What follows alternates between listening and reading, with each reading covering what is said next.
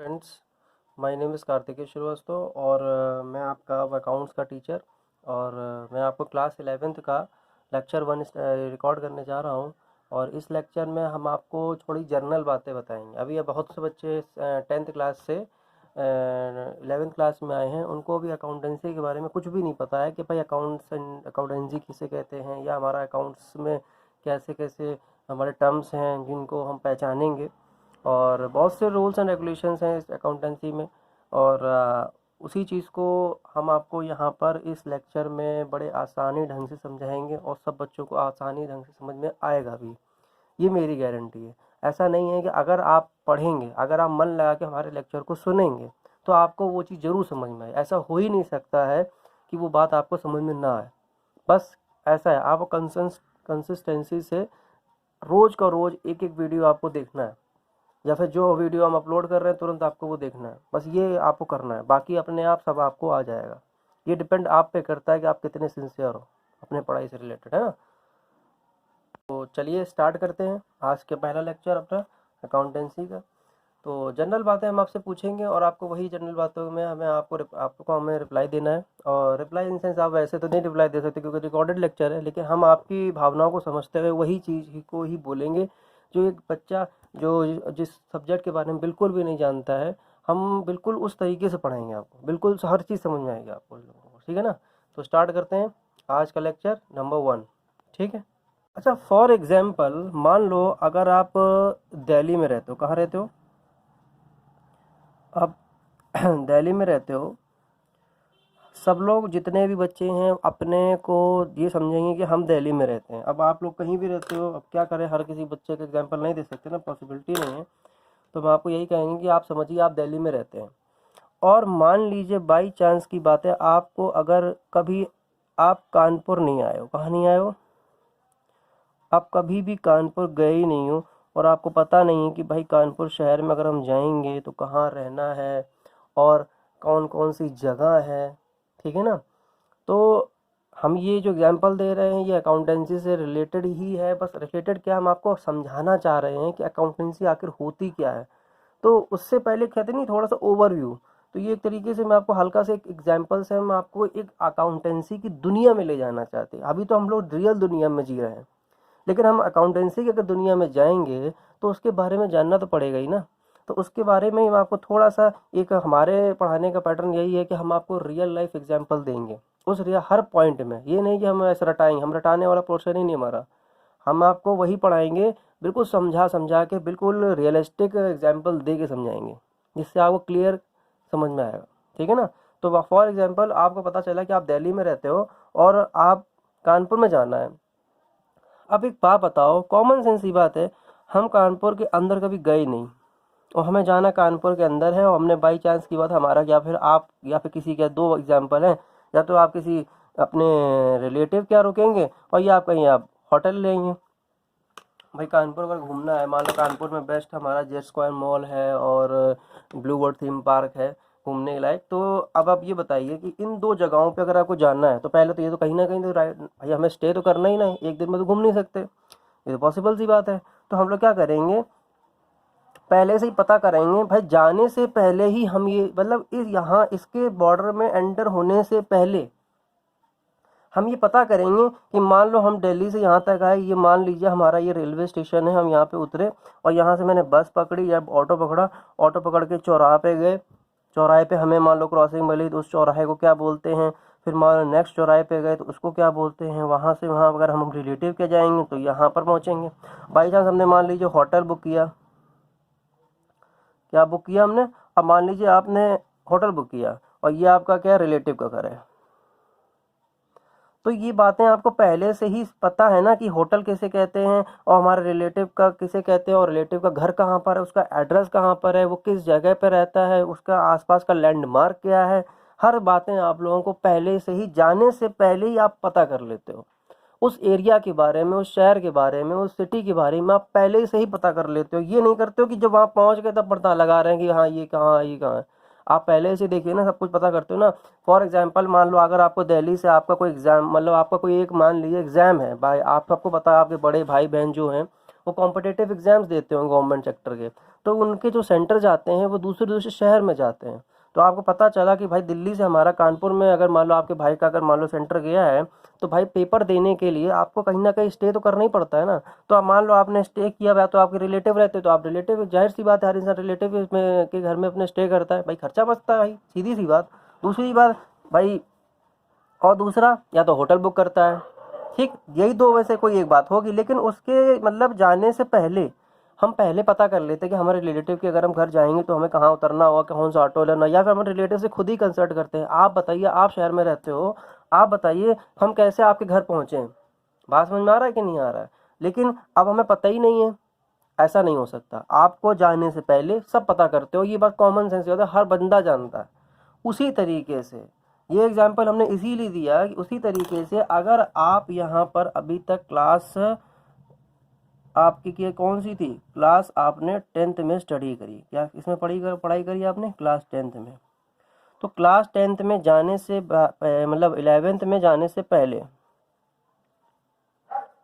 Class 11th में जाने से पहले आपने ये पता कर लिया कि हमें अकाउंट्स पढ़ना है, इकोनॉमिक्स पढ़ना है, कॉमर्स पढ़ना है, और अदर सब्जेक्ट्स अगर जो आपने चूज़ किया, मैथ्स अगर आपने चूज़ किया हो तो मैथ्स पढ़ना है।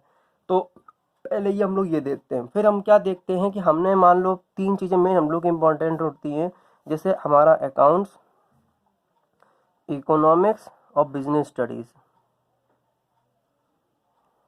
क्या होती है? अकाउंट्स, इकोनॉमिक्स और बिजनेस स्टडीज़। अब ये 3 चीज सब्जेक्ट्स हमें तो अपने बहुत ज़्यादा ही इम्पोर्टेंट और बहुत ही इंटरेस्टिंग लगते हैं कि, और उनमें से सबसे बड़ा इंटरेस्टिंग सब्जेक्ट लगता है हम लोग को अकाउंट्स।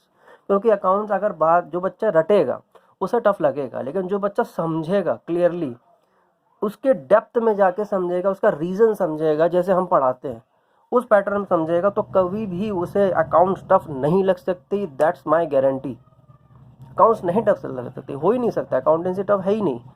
अगर आप 11 सेक्टर 12 सेक्टर के बारे में बात करें तो अकाउंटेंसी टफ है ही नहीं। इवन मान लो अगर आप सीए करते हो फ्यूचर में, तो जो चार्टर्ड अकाउंटेंसी का कोर्स करते हैं उनके लिए भी टफ नहीं है, अगर वो अपने टीचर्स को फॉलो करें। टीचर्स जो कहते जा रहे हैं उनको रूल्स को फॉलो करें, उनकी बात में बात माने। बच्चे होता क्या है, ओवर स्मार्ट बनते हैं, नहीं नहीं टीचर्स ज़्यादा हमें नॉलेज है, इस वजह से चले जाते हैं। लेकिन अगर जो बच्चे टीचर्स की बातों को फॉलो करें, मैंने खुद ये एक्सपीरियंस देखा, अपने गेन किया है कि जो टीचर्स की बात मानता है वो तुरंत के तुरंत क्वालिफाई करता है, और जो टीचर्स की बात नहीं मानते हैं, अपना ओवर स्मार्ट दिखाते हैं, तो वो चले जाते हैं। लेकिन किसी किसी की ओवर स्मार्टनेस लग भी जाती है, वो किस्मत होती है। लेकिन हम ये नहीं कह रहे कि आप अपना दिमाग ना लगाए, लेकिन टीचर से ज़्यादा ना लगाइए। बात समझ आ रही ना? तो पे हमें अकाउंट्स पढ़नी है। अब मान लो अकाउंट्स में आपने सोचा कि अकाउंट, तो अकाउंट्स पढ़ने से पहले आप बताइए, अकाउंट्स में तो अकाउंट्स की दुनिया को मान चलो आप कानपुर की दुनिया, जहाँ पे आपको एंटर करना है, इसको हम बोलते हैं कानपुर दुनिया। अब मान लो जैसे हम स्टेशन पे उतरे, तो भाई साहब स्टेशन पे जैसे उतरे तो जैसे, तो यहाँ मान लो कि आपने उसको कुछ जैसे आपने कोई पैसा इन्वेस्ट करते हैं ना, बिजनेस स्टार्ट करने से पहले कोई हम लोग पैसा इन्वेस्ट करते हैं, उसको हम बहुत से तरीके से नाम से, मतलब जैसे मान लो आप किसी शहर में जाते हो तो कोई चौराहे कानपुर में आते हैं, तो मान लो जैसे किदवई नगर है, बर्रा है, गोविंद नगर है, ये सब नाम है, ठीक है ना, ये सब क्या है, ये नाम है।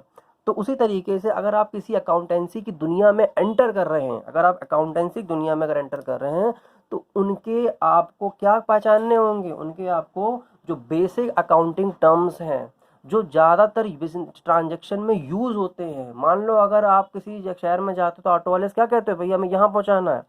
तो वही वाली बात है, अगर आप अकाउंटेंसी दुनिया में अगर आ रहे हो, तो आप कोई कुछ नाम ऐसे हैं जो उस अकाउंटेंसी को करने में वो यूज़ होते हैं। अगर आप उस अकाउंटेंसी के टर्म्स को अगर आप नहीं समझेंगे, तो आखिरकार आप अकाउंटेंसी करोगे कैसे? जब हमारे पास हथियार होगा तो हम लड़ेंगे कैसे? हथियार ही नहीं है हमारे पास। मान लो आप जैसे जैसे पुराने ज़माने में राजा महाराजा लड़ने जाते थे, बिना हथियार के चले जाते थे? नहीं, पहले अपने हथियारों को अच्छी तरीके से अपने पूरा वेल मतलब मेंटेन हो जाते थे, उसके बाद ही लड़ने जाते थे। उसी तरीके से आपको अपने हथियार को तैयार रखना है। हथियार का मतलब आपके अकाउंटेंसी को करने से पहले आपको जितने भी बेसिक अकाउंटिंग टर्म्स है जो ज़्यादातर बिजनेस ट्रांजेक्शन्स में यूज़ होते हैं, या फिर journal entry, ledger, trial balance, balance sheet में जितने भी ट्रांजेक्शन्स आते हैं, उन ट्रांजेक्शन को जो बेसिक जो यूज़ होता ही है वर्ड, जैसे फॉर एग्जांपल हम आपको अगर एक दो वर्ड यूज़ करें तो शायद आपको उसके बारे में पता हो। जैसे कैपिटल, कैपिटल के बारे में आपको नहीं पता होगा, क्यों? आप कहते होगे कि नहीं भाई पहली बार सुन रहे हैं। दूसरा, what is the meaning of drawing, नहीं मालूम, क्योंकि ये कुछ अकाउंटेंसी टर्म्स ऐसे हैं जो आप आपने नॉर्मल लाइफ में कभी भी यूज होते हुए नहीं देखा।